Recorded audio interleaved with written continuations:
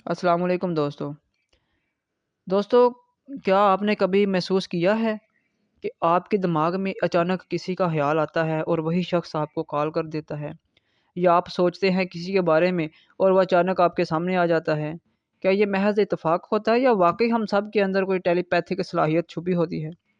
आज हम इसी हैरानकुन और दिलचस्प मौज़ू पर बात करेंगे। टेलीपैथी यानी दिमाग से दिमाग तक राब्ता। टेलीपैथी एक ऐसा तसव्वुर है जिसमें इंसान अल्फाज के बगैर सिर्फ सोच और ज़हनी तवानाई के ज़रिए दूसरों से रब्ता करता है।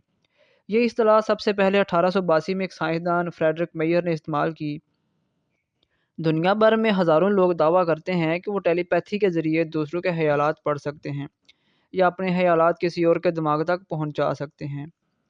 साइंस इस बात को तस्लीम नहीं करती कि टेलीपैथी की कोई मुसद्दक़ा या तजर्बाती बुनियाद मौजूद है।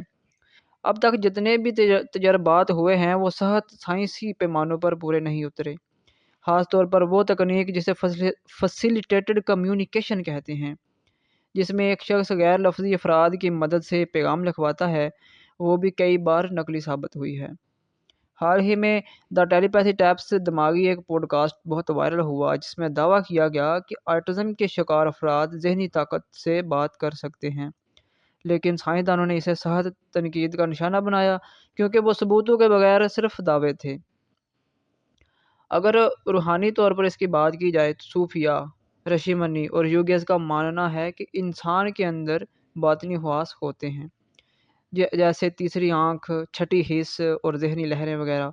रूहानियत के मानने वाले कहते हैं कि अगर कोई शख्स दिल को पाक करे, मुराकबा करे और दिमागी अर्तकाज़ पैदा करे, तो वो दूसरे इंसान की लहरों को महसूस कर सकता है। टेलीपैथी को बाज़ औक़ात दिल की आवाज़ सुनने या रूह से रूह का राब्ता भी कहा जाता है।